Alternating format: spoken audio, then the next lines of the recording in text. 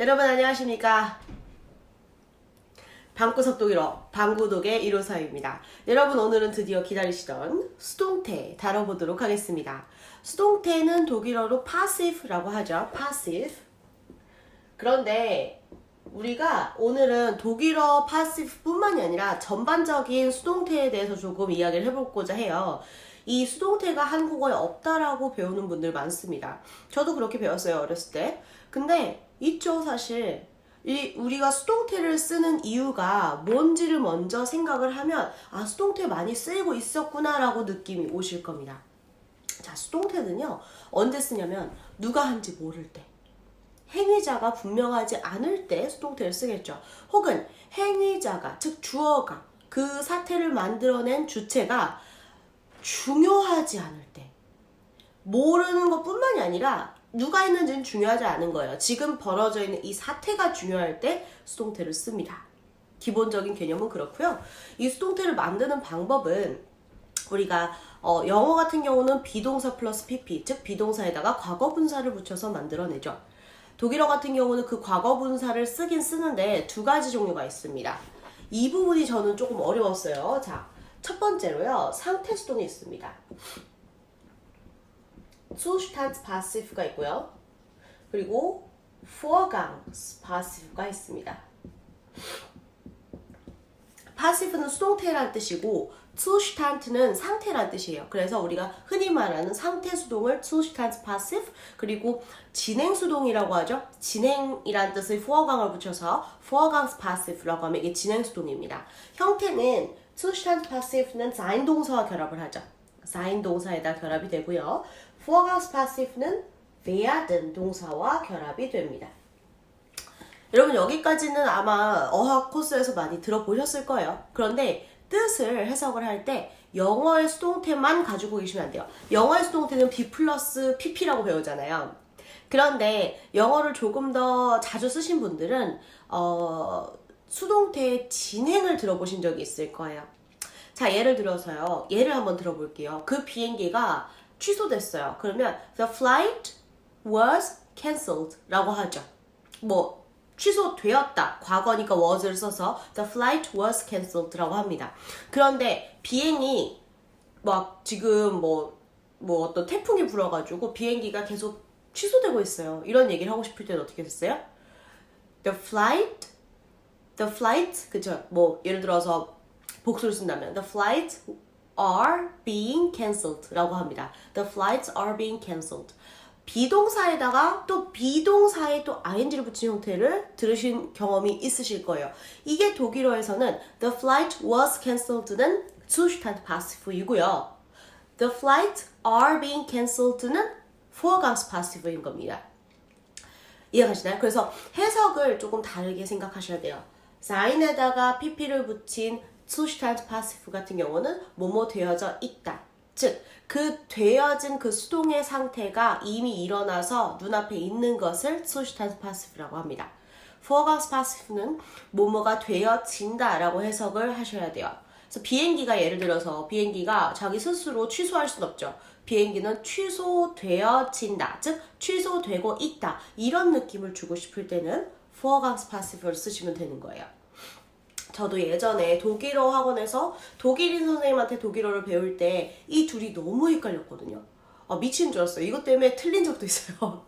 쓰기에서 Vorgangs passive를 써야 하는데 Zustand를 써가지고 틀린 적이 좀 있었거든요. 이건 왜 그러냐면 제 머릿속에 기본 개념이 영어의 수동태밖에 없기 때문이거든요.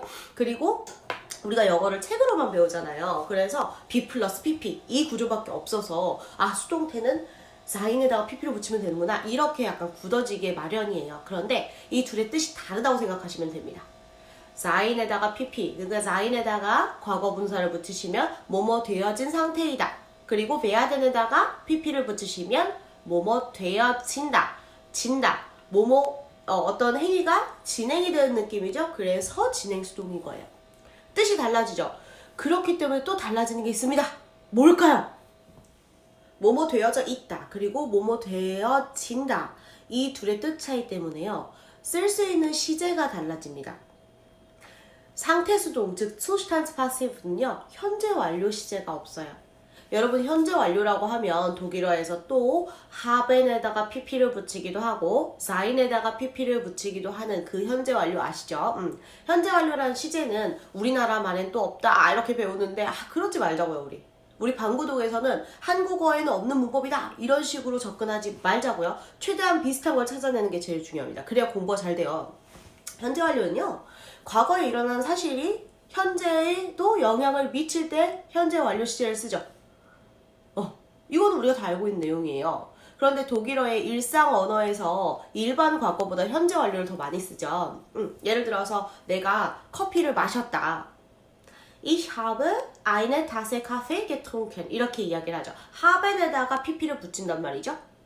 근데 왜 그런지 잘 생각해 보세요. 제가 항상 우리 오프라인 수업에서 말하는 게 있는데 현재 완료를 쓰는 이유에 대해서.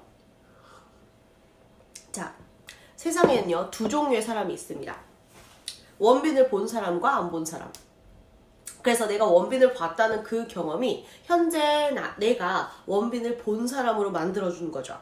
그래서 원론적으로는 과거 이야기를 할 때 대부분의 경우 현재 완료를 쓰는 게 어떻게 보면 맞는 거예요. 그러면 일반 과거는 언제 쓰냐? 물론 문어체에서 씁니다. 그리고 어떤 서사를 기록할 때 쓰기도 하고요. 기본적으로요. 아주 원론적으로 일반 과거 형태는요. 현재와 대비되는 개념일 때 씁니다. 이거 좀 어렵죠? 이게 무슨 말이냐면 자 예를 들어 볼게요. 독일 사람들한테 Hast du eine Freundin? 물어봐요. 너 여자친구 있니? 라고 물어봤을 때 Ja, ich habe eine. 나 한 명 있어. 라고 대답하는 친구는 여자친구가 있는 거예요. 그런데 없는 친구가 예를 들어서 나 여자친구 없어 라고 대답을 할 때 Nein, ich habe keine Freundin 라고 대답하는 친구들 거의 없습니다. 뭐라 그러냐면 Ich hatte eine. Ja oder nein 하지 않고 Ich hatte eine. haben 동사의 과거인 hatte를 써요. 그러면 나는 하나를 가지고 있었지 라고 이야기를 하는 거거든요. 그러면 현재 어떻다는 거예요? 없다는 거예요. 그래서 haben 동사의 과거인 hatte가 자주 일반 과거로 쓰이는 이유는 뭐냐면 가지고 있었다는 그 상태는 지속이 되기도 약간 힘들고 그렇죠? 그래서 가지고 있었지만 지금은 없다. 혹은 없었지만 지금은 있다. 이런 대비를 보여주기 위해서 haben 동사가 일상적으로 말할 때도 hatte로 쓰입니다. 좀 감각이 오시죠? 자 그러면 현재 완료라는 개념은 과거에 어떤 일이 빡 발생을 했어요. 그 일이 현재의 이 상황과 나를 만들어줬을 때 그런 역할을 수행을 했을 때 현재 완료를 쓴다라고 생각하시면 돼요. 그렇게 딱 봤을 때 sein 동사에다가 pp를 붙인 Zustand Passive는 뭐뭐 되어져 있다. 이미 끝난 상황이죠. 그렇죠? 뭐뭐 되어져 있다. 그래서 뭐뭐 되어져 있었다. 즉 일반 과거는 쓸 수 있어요.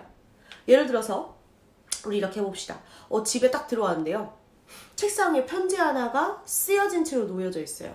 그러면 Ein Brief ist geschrieben 이런 식으로 얘기할 수 있겠죠.